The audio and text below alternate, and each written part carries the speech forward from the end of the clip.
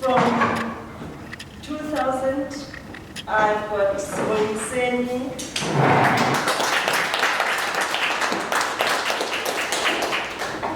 Tonia,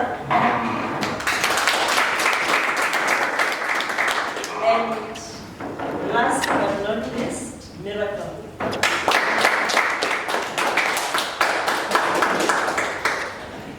And our topic tonight is proof of vaccination must be compulsory at workplaces and sports events. And I hope you will have fun and enjoy yourself.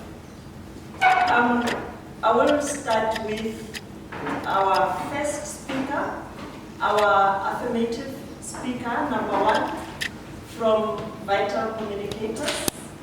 Please welcome the one and only Alisa. And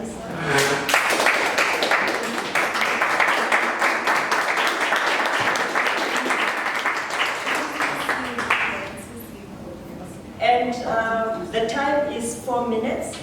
We've got our timers on your left. So they will be indicating. So do I, can I have my own time as well? Yeah. Okay, thank you.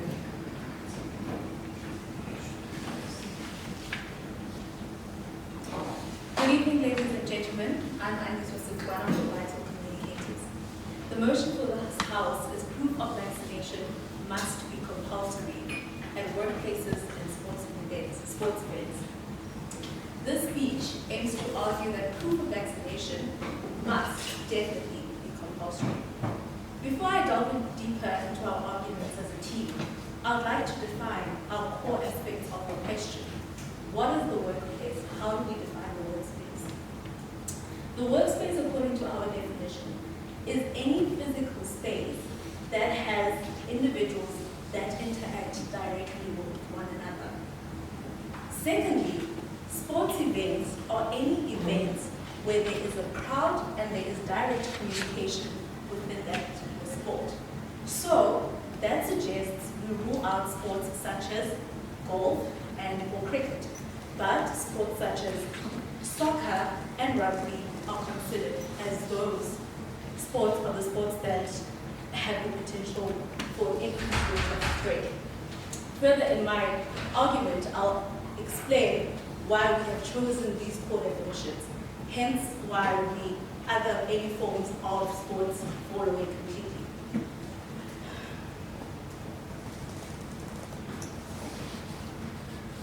Before we get deeper into the arguments, I think we all have an understanding of what the coronavirus is, how it actually unfolds, but I'd like to take focus on the key arguments or the key argument around the virus itself, the element of the rate of spread. COVID-19 is a respiratory illness that hinders contact communication between people as it is transmissible. COVID-19 has an increased spread which can occur through people who are close in contact with one another, typically with 1 meter radius. A person can get infected when droplets containing the virus are inhaled or come directly into contact with the eyes, nose, and the mouth. Having discussed how the virus spread, it becomes evident that it has the potential to spread quickly amongst crowds and in areas where people are in direct contact with one another. Hence the term super spreader, such as in events such as funerals.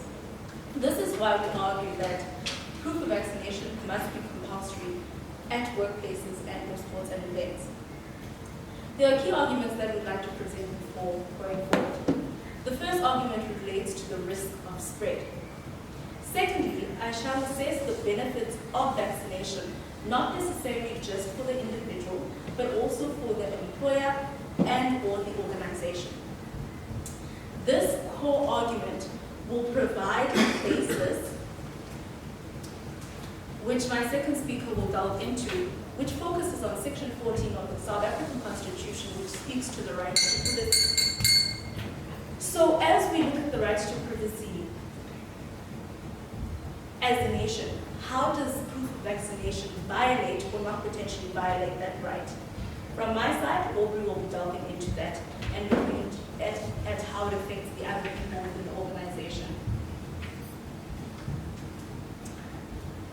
Let us look at the first key risk, argument that I've highlighted, which is the risk assessment or the risk consideration of the workplace and or sport event. In the context where the risk of spread is potentially high, proof of vaccination would be required.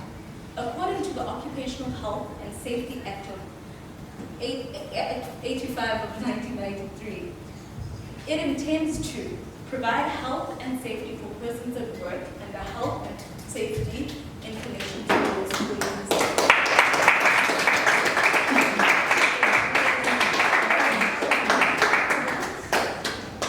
Let me just confirm it was 3 to 4 minutes and you timed off. Yes. Was that one 4 minutes that we started? Yes. Oh, so short. Thank you very much, Aniswa.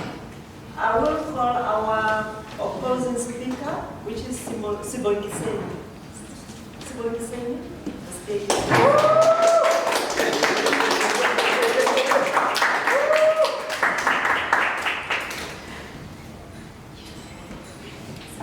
I am afraid.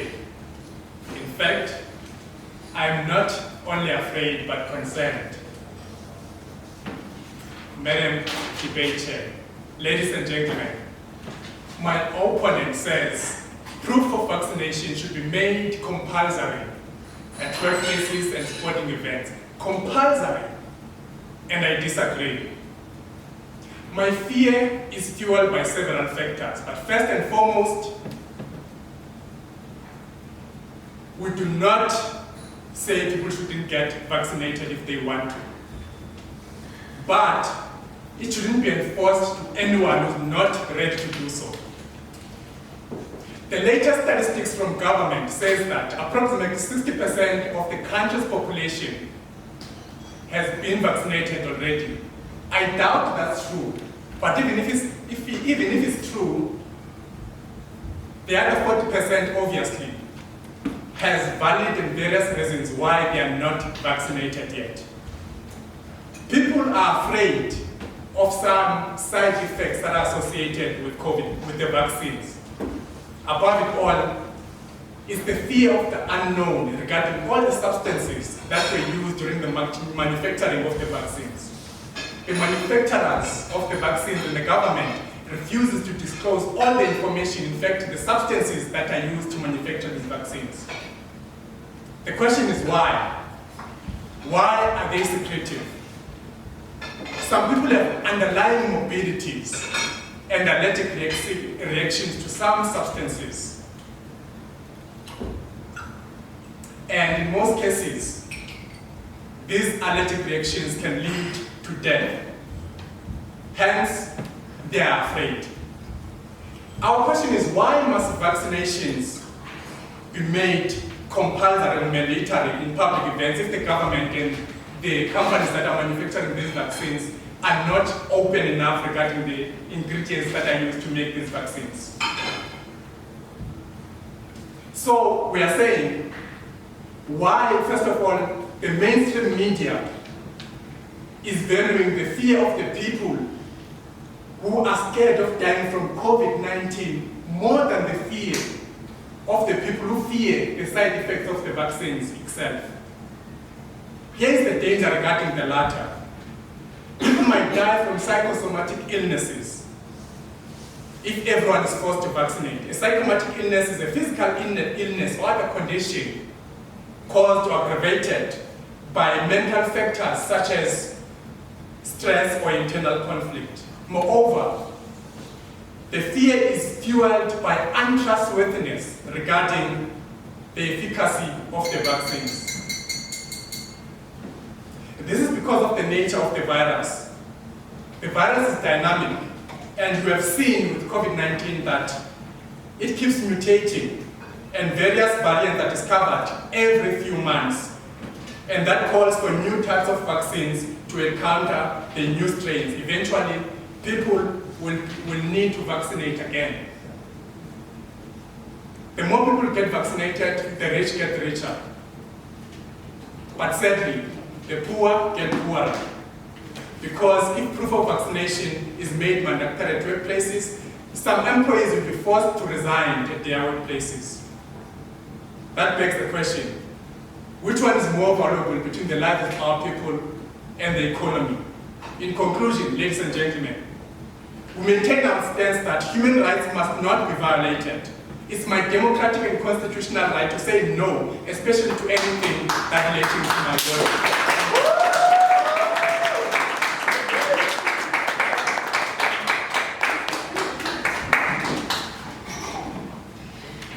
That concludes our first part of the debate. We are now moving to the second part. Should we not give the judges some time? How many minutes? 1 minute. 1 minute.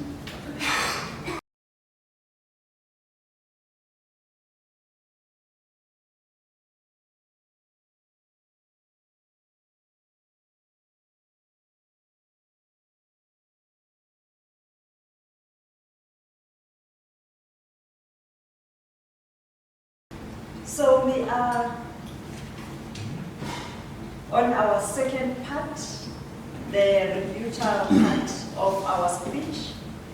And from an affirmative side, I've got Obridile. Obridile, the stage is yours.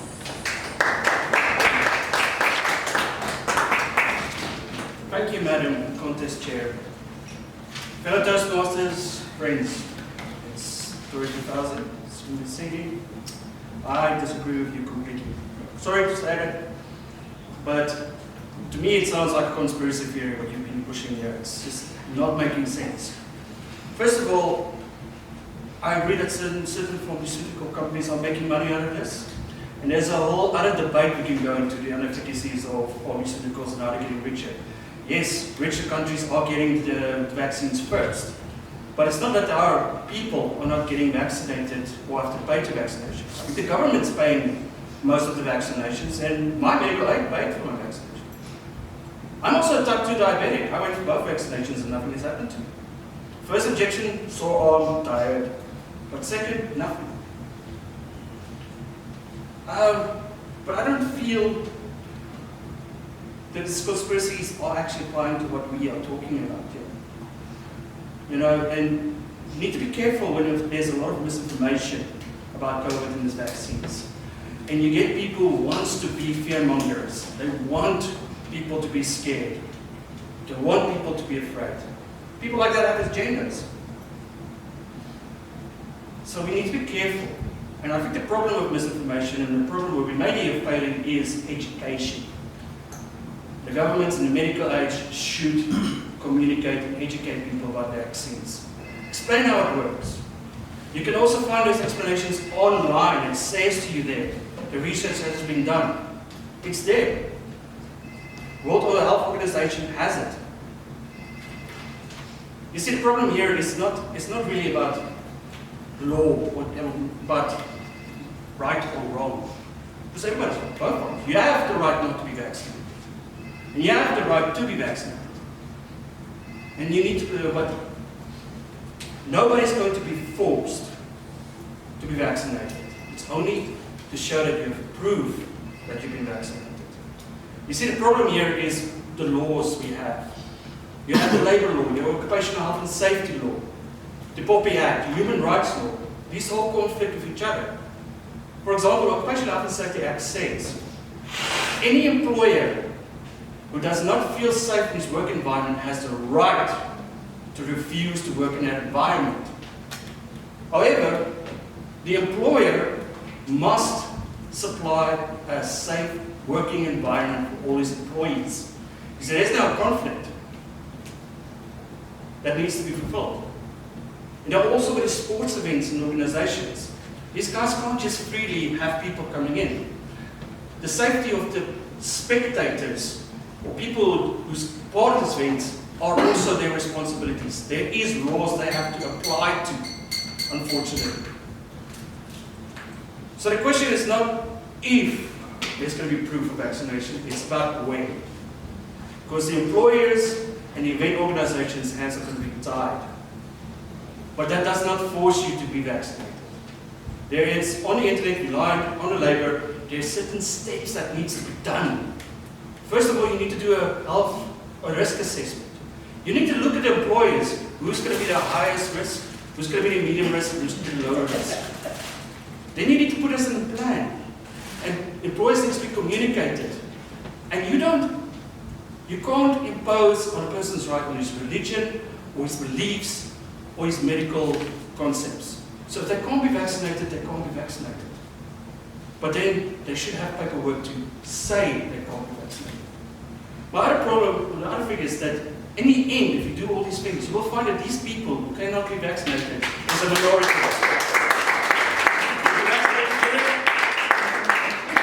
You will have a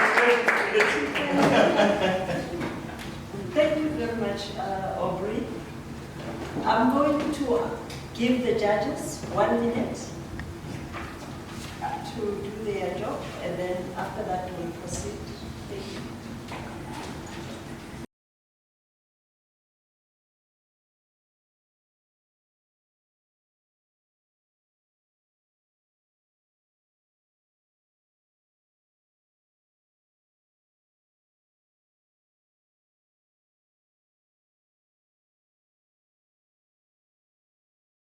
Okay, thank you very much. We may proceed. Our next speaker, who will oppose our previous speaker, is Tonya. Tonya, the stage is yours.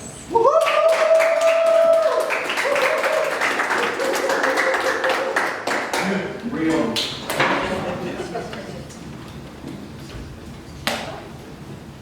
For to be free is not merely to cast off one's chains, but to live in a way that respects and enhances the freedom of others.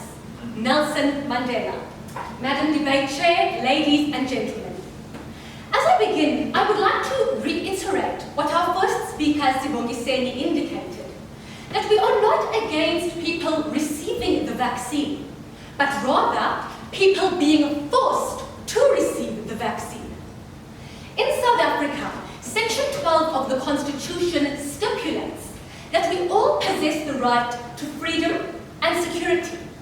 Specifically, Section 12.1 indicates that each person has the right to make decisions over medical treatments, interventions, and their own body. Section 24A in the Bill of Rights states that we all have the right to an environment that is free from harm to our well-being and our health.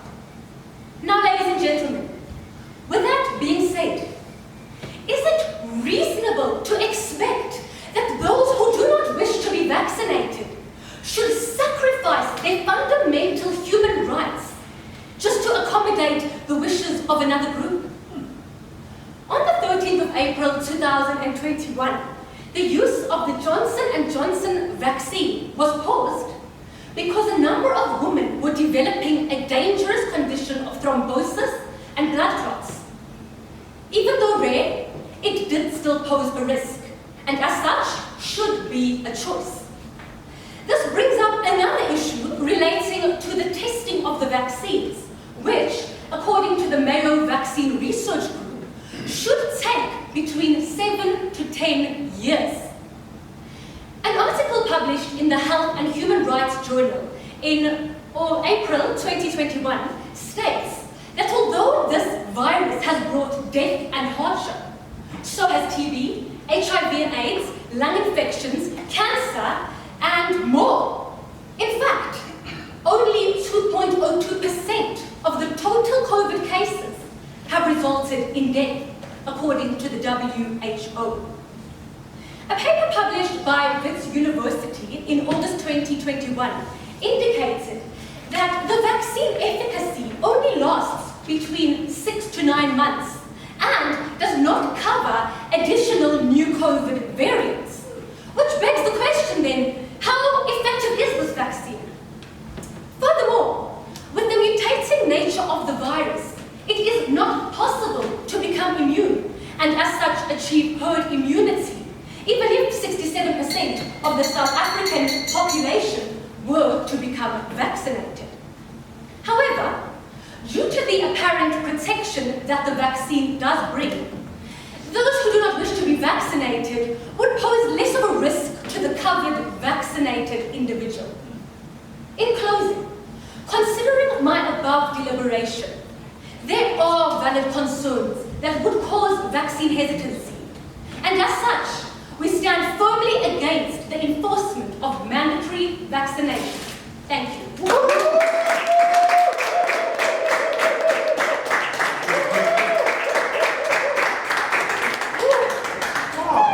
Thank you very much.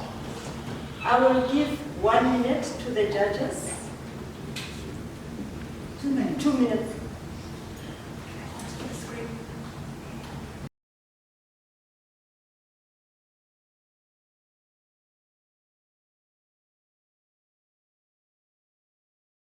We are now entering a most exciting part of tonight, and we are only allowed 10 minutes for that session. It's open question session. May I get your timing? Okay. I'm going to start with, I will allow the questions to our previous speaker, and I'm going to start with the vital communicators. Questions to our affirmative speakers. How many times do you want? How many? 10 minutes for the whole session. Jack? Okay. Who's got the question to our team? Any question? Who's got the question for our affirmative? Yes, we have another question. Maybe the team can comment about the time that it took to make the vaccine. That it was rushed in a short period of time, and according to our research, it should take about 10 years through the different testing trials and usually pre-testing phases, and there's a standard set of 5 or 6 steps that usually should be traversed. So maybe you'd like to comment on that? Madam the Chair, I do have a question online. I don't know if you can hear it. Yeah, but she asked the question. Oh, sorry. Madam Chair, should have Okay. asked her. Okay. Yeah, can I answer that? Yes. Yes, you're right. It was rushed. And normally vaccinations takes years, but it doesn't mean it's not achievable. And in fact, it was done in very appropriate steps, just fast-tracked. And they did it in Israel, first of all. They did it in Scotland, Italy, and America. They tested a lot of people. And they used the efficacy and the effectiveness tests. Now, those people don't know what efficacy and effective test is. Efficacy is a percentage. And it doesn't mean that 95% out of our is cured. So if you have a total of 95%, it means that in a population, it decreases by 95%. So these tests, and then it's controlled. It's in a laboratory done. That's the efficacy. And these vaccines were tested to 95%. Over hundreds of thousands of people were tested. Then you get the effective test. Now, just to make it as a metaphor, efficacy is more like if you're training a kid to ride a bike and you're holding the back seat. That's the efficacy test. The effectiveness test is when you let go of the seat and you see the child ride. You're either going to fall down.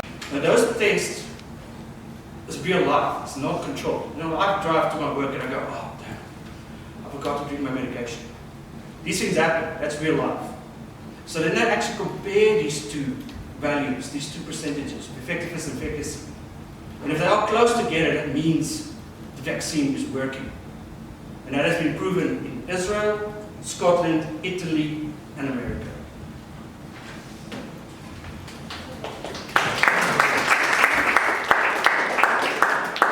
We've got online question.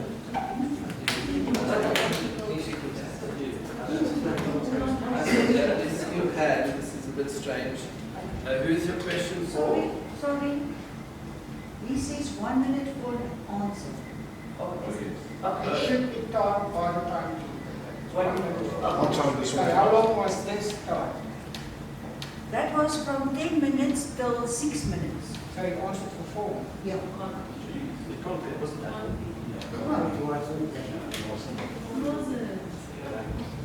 Time ticks. Okay, the next question. I don't know. Look, I started a Zoom meeting for one person out of our area who wanted to, who thought it was a hybrid. And I see she has her hand up, but she's disappeared. So I should probably just put her hand out. So my apologies for that one. I'm going to go sit down. Okay, I've got a question from. Right. Thank you. Good evening, I'm Neville Robinson from Vital. I've got a question to the last speaker, who is anti-vaccine. I'd just like to know, does the Constitution cover all people? Yes or no? Yes. Right. Yes, then I have got the right to a secure environment, a healthy environment, and I, as a person, has the right to object if somebody in my environment is not vaccinated to work in that area. Therefore, it is imperative that people must carry vaccination proof for the work environment. Imagine, just imagine, if 20% of the people enforce it and cause a major protest action, what will happen to this economy of ours that's already in such dire straits, that any more or any other thing is going to cause a more serious economy collapse?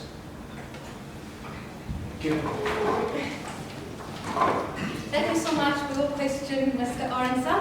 Okay, so with regards to the Constitution as well, I also have the right of what I put into my body, and I have the right to decide what medical treatments, as I mentioned, what medical treatments and so forth that I want. So it's again your right versus my right. However, there are measures in place that do greatly limit the spread, such as the wearing of masks, working from home, social distancing, and especially in today, most of our jobs have become remote, and we've been given the choice. If we feel uncomfortable to be in the office, we can work from home, but they've also put up dividers and a lot of measures at the offices to account for this. And also, with regards to something like HIV and AIDS, I wouldn't want to disclose that status. So why would I want to disclose whether I've been vaccinated or not, or whether I have COVID or not? And also, with regards to the flu, if I pitch up at work with the flu, I'm going to make the next person sick. So if I pitch up with COVID, I'm also going to make the next person sick. So I would think I should stay home rather, and so forth. But yes, again, we want to emphasize the whole rights. Thank you.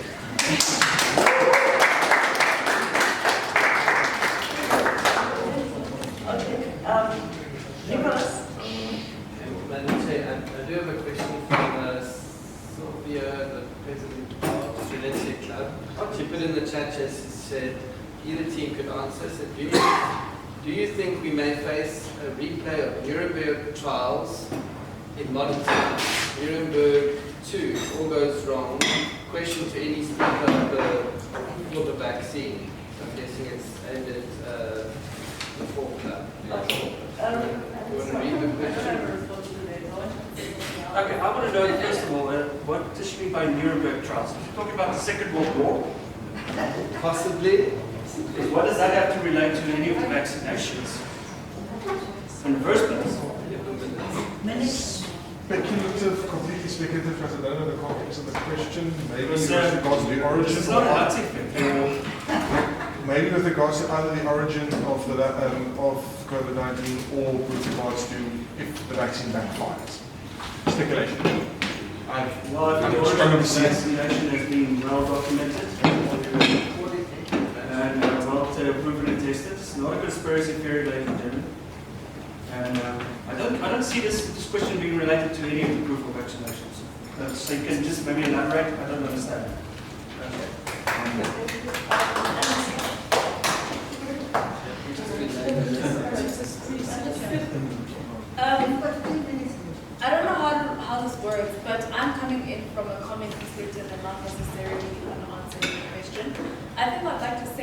opposition team, you completely neglected our key definitions of what a workspace is and what a sports event would be in your argument. First of all, we did clarify that a workspace would be something where people have direct contact with one another. Your second speaker presented that even if there are options for working remotely, that doesn't focus on our question. It doesn't answer what we're currently debating. So I just want to put emphasis on that. Secondly, I also picked up that your speaker also shared the notion that some people are poor for vaccination. Vaccinations are completely free. Are you asking a question or are you I'm just actually stating. She's finishing her speech. She's finishing her speech. She's finishing her speech and then time was out. No, I asked. Okay, can I just say, Madam Chair, you must control the debate. Yeah. You must be fair and objective, you must control the debate. So, because that is part of the battle that she actually said. And that's not fair towards the Not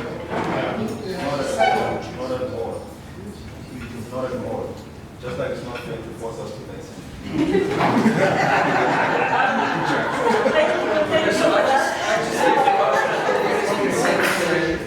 Can I just make a motion that we reflect that these were just set and scrapped from the last group? Yes, sorry. Supported. Okay. Our last question. Thank you. My name is Terence. My question is towards what Tanya was saying. So, as in how about the safety of workers in production lines and for example, that can actually work at home? How can you keep those people safe?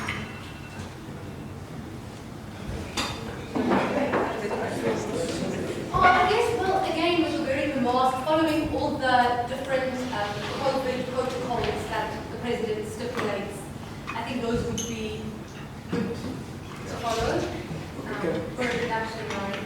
And I think that's why we still have the 98% of recovery using the current protocols. So I think we can make it better. So, in mining, for example, you are in closed area, like it's closed down, you have to work with things one another. So some of those things actually I think it's a good point as well. Maybe we should also just get into the mining sector and check the stats of the people who have died from COVID itself compared to the ones who have recovered. And then we will try and come an alternative to see if it is important to force them to vaccinate or what. Right now, I don't think we can comment enough because we don't have the stats of the mining sector in particular. Thanks for the point.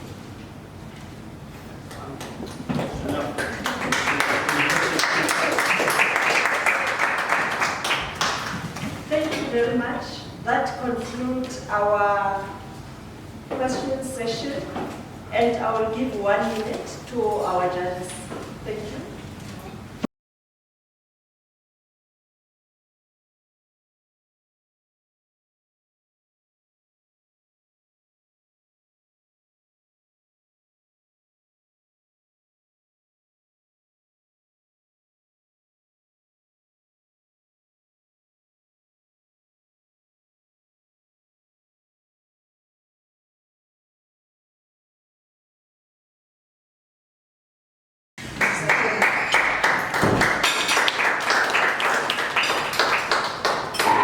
Thank you very much, our second up, and welcome back, ladies and gentlemen. While it is still hot, we are going to have a team session where the teams will be asking questions and then answering questions and answers amongst the debating team. And it is 10 minutes. So I'm going to ask our timers to start timing. Was that part of the conversation? No, because Actually, there was an open session where you have to do just to Yes. yeah, of course. Madam Chair, may I just ask that the questions also be timed? Because the question is not allowed to just continue on. That's a minute for this question, a minute for the answer. How many questions will it be? 1 per team? No, No, we're going to swap around. So you guys can start asking us a question first, and then we'll ask you guys a question. Yes. Until the session Nicholas? goes. Yes. You have a question? So yeah, that is clarified. He said 1 minute for the question, 1 minute for the answer. Our judges? 10 minutes in total? Yes. But does it effectively come down to 2 questions a team, I think is what the asked. Yeah, we have 2 questions per team. Yeah. That's, okay. Yeah. Our judges ready?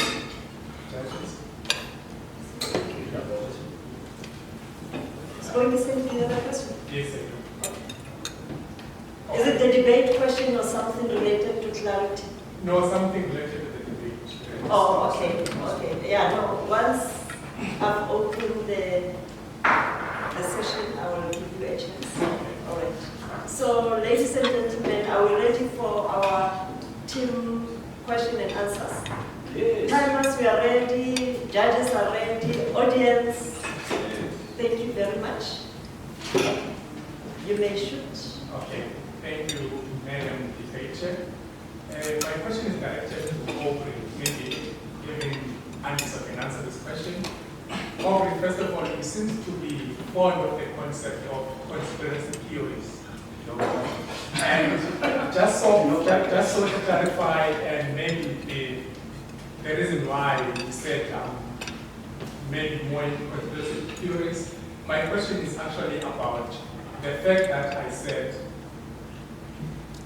when people at the workplaces decide maybe they will resign, maybe they are not comfortable, maybe due to underlying conditions, maybe mobilities or maybe their fear, they might get side effects from the vaccination.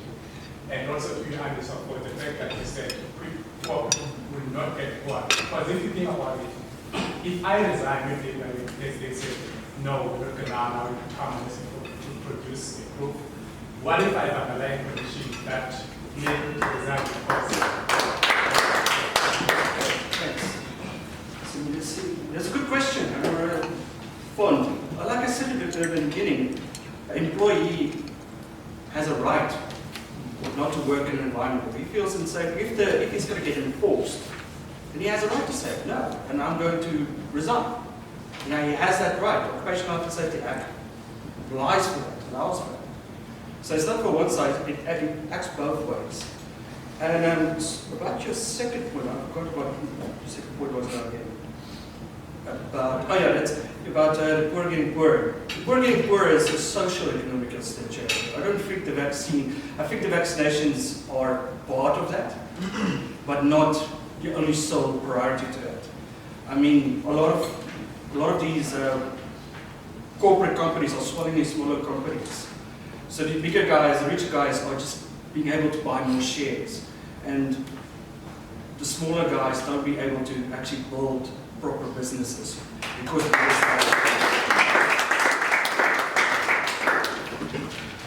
Thank you for that. A question from the lighter. Yeah, can I ask?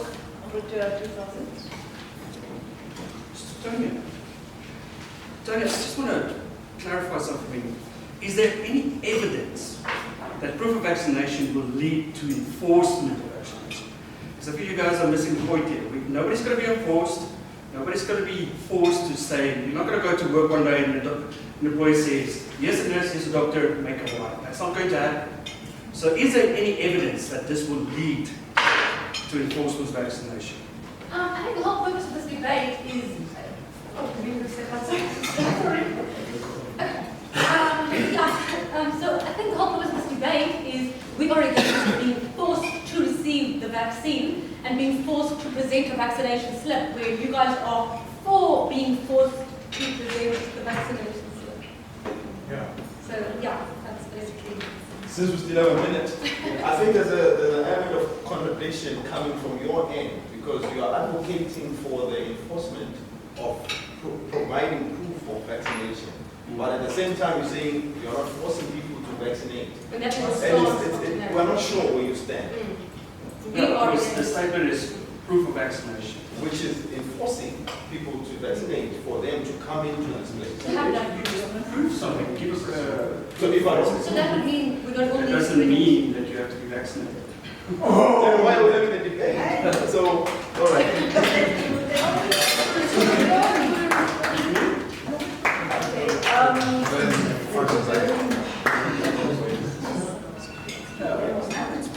So it's our side.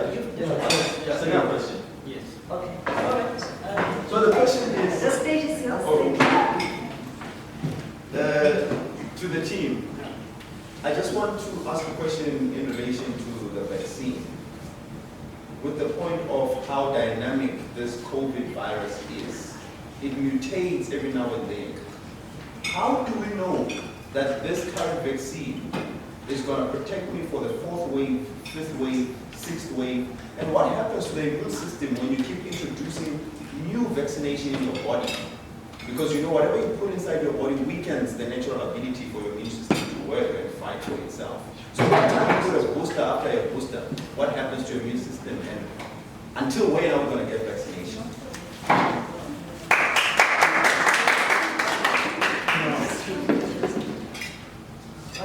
Thank you. Ladies and gentlemen, it's a misconception that your body's immune system weakens because of the vaccination. And it's a misconception to think that because there's a variation or a mutation taking place in the virus that you are no longer immune at all to this new variant. In fact, you do have an immunity that comes from your previous immunity and vaccination onto a new variant of the virus. It's just not as effective against the new variant as it was from the variant, as it was from the old variant. The other part of the question, which and now at the moment I need to think about it now. So the virus is dynamic. So that's what you said. The virus doesn't change completely. It remains a COVID virus. It still has features which is recognizable by the body's immune system. So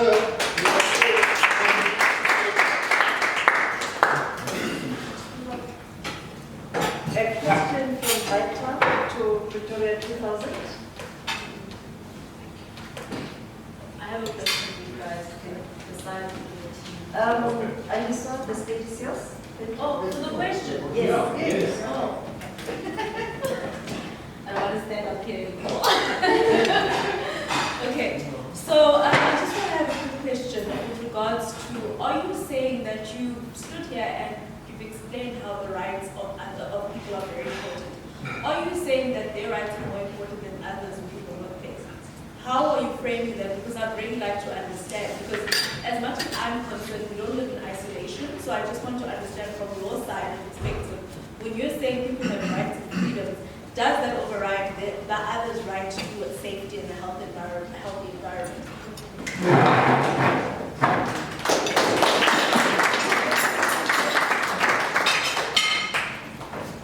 Okay, we are saying, remember, we are cognizant of everyone's right. That's why we maintain that we are not saying if people want to get vaccinated, they shouldn't. We are saying if you want to go for vaccine, then go for it.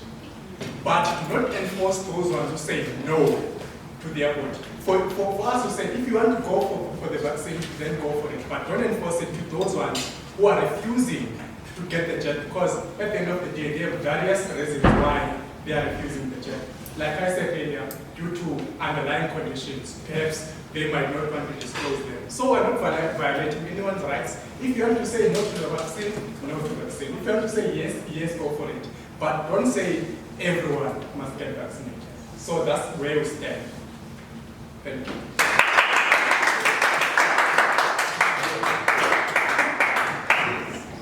Thank you to both our teams. I think it's getting hotter and hotter now. I'm going to ask the judges I'm going to give the judges 1 minute to work on this. So there's still 2 minutes left for the team question and answer session. Can we just go to the next speaker? Okay, I'm giving the judges 1 minute to do the judging, and then we'll move to our next session.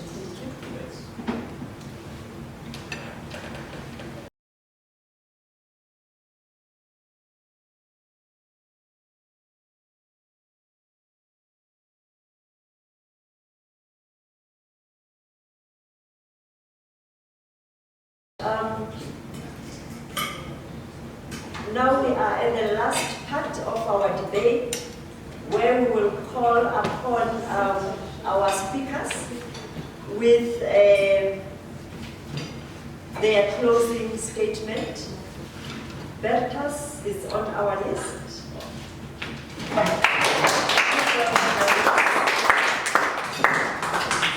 Madam Contest Chair, Madam Chair, ladies and gentlemen, our team stands firmly on saying that proof of vaccination must be compulsory at the workplace and at sports events. We know that the COVID virus is more contagious than, for instance, flu and AIDS was mentioned by the negative team, so it wasn't appropriate to mention that because it's not as contagious, and cancer is a completely different animal in terms of the disease. Proof of vaccination, we also say, is not equal, and we clearly said, not equal to enforcing vaccination. Aubrey himself said he's diabetic and hypertensive, and yet he has little side effects from the vaccination. Like you or anybody from your team or anybody that subscribes to what you are arguing, like you can choose not to be vaccinated, the employer, if the work situation requires it, has a right and actually a legal obligation to manage the occupational health and safety of all the employees, not only those that want to be vaccinated.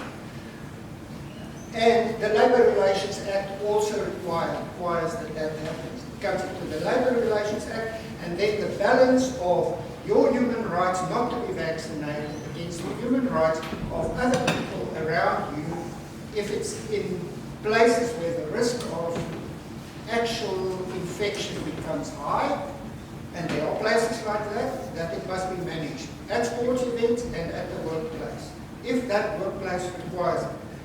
So, despite the fact that the negative team argues that they are afraid that this is going to be enforced and that's infringed, and infringement against their human rights, they have not spoken much of the human rights of all the rest who might actually want to be protected against this, and they are affected by the choices of the few, which we hope is the few, that will do that. The time for development is not an argument that it is not something that should be tried. There have been many things in the development of technology and medical technology where people did not like stuff, but in the long run, it has proven to be a good route to follow. The vaccination, as we've argued here in one of the questions, does cover additional new variants in that you have a partial protection against the new variants that you did not have, that you would not have had if you have not been exposed to the virus or if you have not been vaccinated. I rest my case, ladies and gentlemen.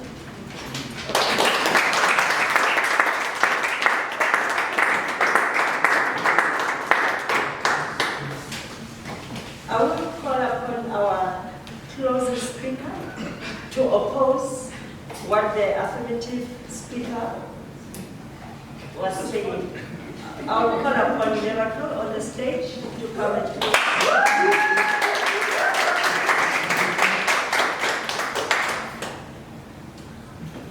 Ladies and gentlemen, I'm standing here in utmost disappointment at the fact that after fighting so long to get the simple right of the freedom of choice, we've got people who are still going to want to take us back by force to that situation that we fought so hard to come out from.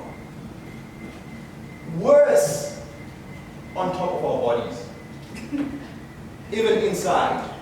They want to get that deep to a point where they want to take away our fundamental right to accept what goes into our stomachs. And I guess maybe since you are so much concerned, maybe you could even take part in buying groceries because you know best what should come into our bodies against our will. Ladies and gentlemen, we are here to say, if you do want to get a vaccine, by all means, go protect yourself. And it's good that you get vaccinated because you even protect us who don't want to be vaccinated because you are protected against this virus. So you are not going to spread it to us. You spread it to me. I'm still talking.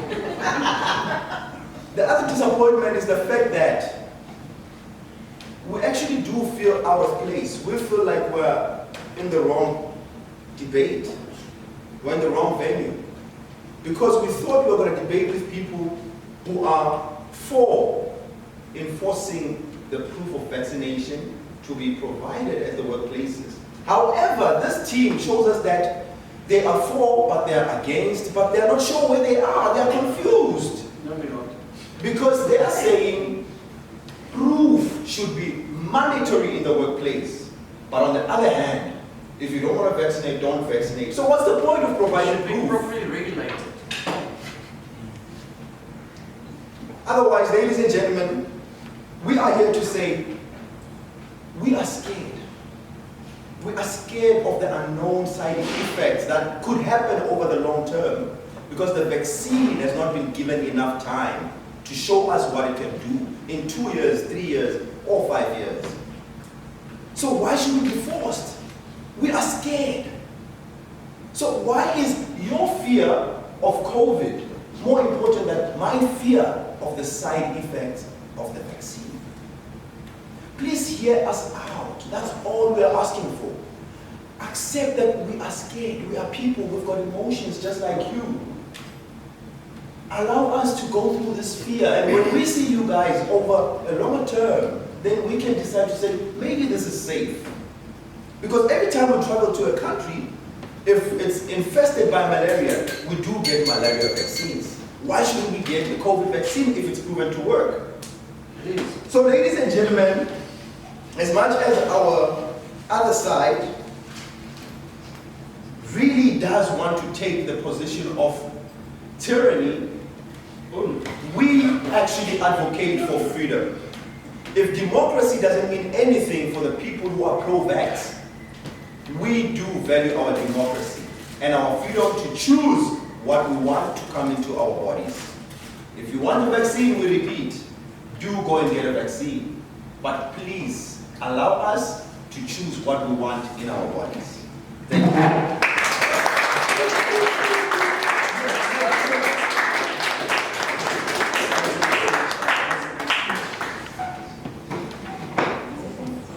How I wish we can continue with this debate.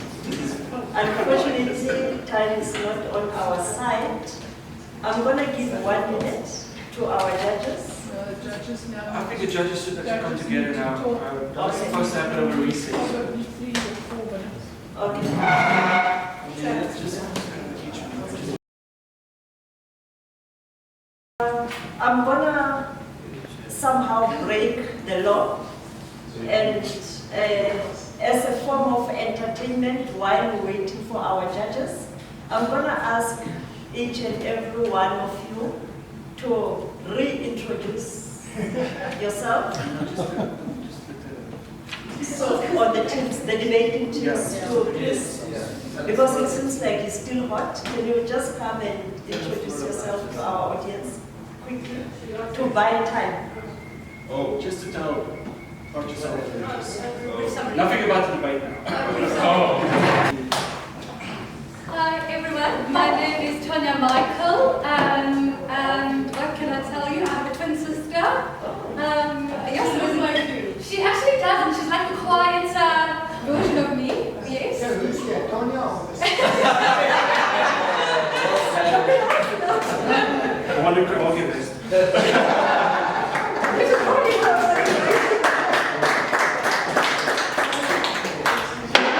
Good evening, ladies and gentlemen. My name is Miracle Jawani, and I guess about me is that I heard that the other team was very inconsistent, and I think I did my best to tell you guys that you are inconsistent. It's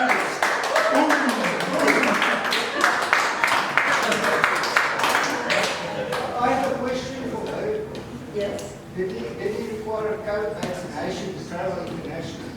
No, it was only a test. So I wanted to get a PCR test. Yes. But we're not against the vaccination force, so you need to Okay, Are you going to introduce yourself? Yes. Hi everyone, thank you for coming tonight. I really enjoyed it. Maybe the reason why I sound confused is because I'm actually against it.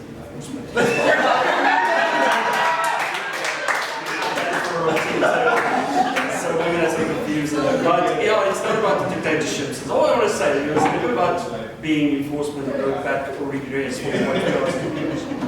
But yeah, well done. I enjoyed it. This is my first time I debated, so hopefully we can do this again next year. Yes. okay, 2 minutes for the judges. Hi everyone, my name is Anissa Subukwana. So I'm very competitive generally, but you know what? I'm just glad I'm seeing people and I'm not in my apartment alone, online, working remotely. So this was fun, this was a good experience. I was very hesitant in the beginning, but also just the joys of not seeing people online and doing Toastmasters online. So thanks guys, great experience.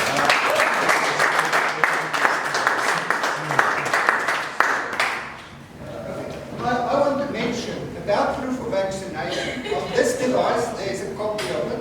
On this device, there's a copy of it, and on Google Drive. I really believe that as I normally, so it's best as strong, I normally don't go for flu vaccinations. I made the judgment call that it was really necessary to get this vaccination, and that there was merit in it, despite the risks. And there's my proof of vaccination, is him going with me.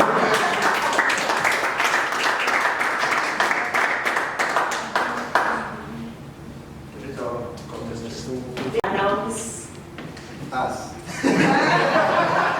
our winner.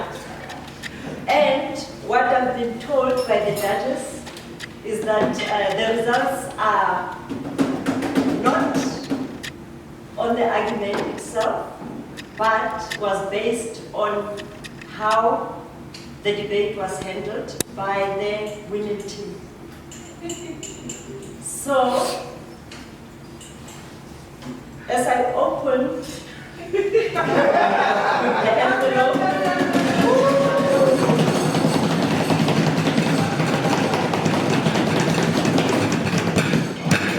thank you. Our tonight's winner is, can I get,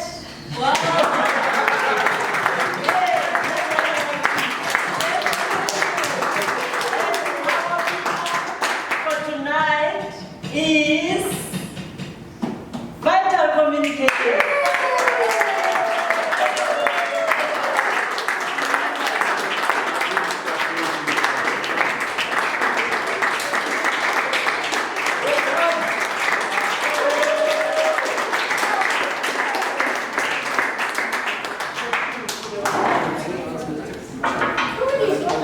What am I doing?